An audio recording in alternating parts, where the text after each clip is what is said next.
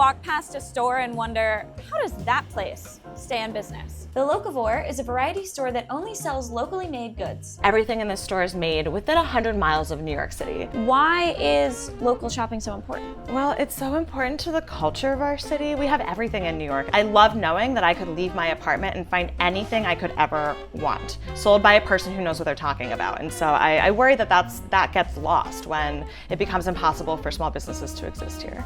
What people don't think about is that when you're buying something in a store in your community, that's tax dollars going back into your community. You are helping employ people in your community. You are helping keep your streets safer. That extra money you might be spending ends up adding value to your life in ways you don't realize. And Caroline's store isn't just for fun novelty items. A lot of cities in America, they have these types of shops that sell like only local goods, but they get a little too far into like craft territory, in my opinion. I think it's nice to have things that are like actual utilitarian, like cleaning supplies or a brush or a dustpan. This is a pickle barrel. We have a beautiful bowl of pickles on ice in here every day, and you can come in and buy one pickle for $1 in a little bag.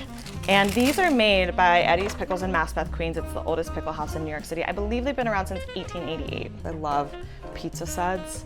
It's made in Borough Park, Brooklyn by an industrial cleaning company. Their factory is like in a residential neighborhood. Another thing that makes the Locavore unique is that it kind of like just opened. Well, I've barely been in business. It's only been 5 months and we're not making a profit yet, but every single day our sales are a little bit more and more people are coming in and saying nice things and telling their friends about it. The Locavore has a great online presence which helps promote their business between their social media and an online shopping guide.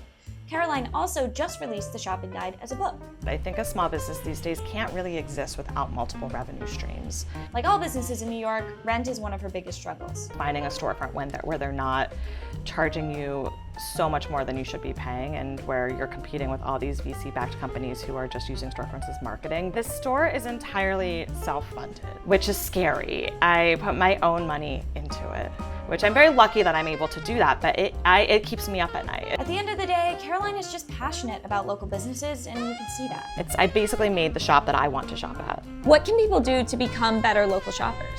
Well, the first thing is that they have to actually shop at the shops, not just use them as the background of their neighborhoods or as a place to research things that they'll then go buy online. They need to actually spend money there. See how easy that is to support a local business owner?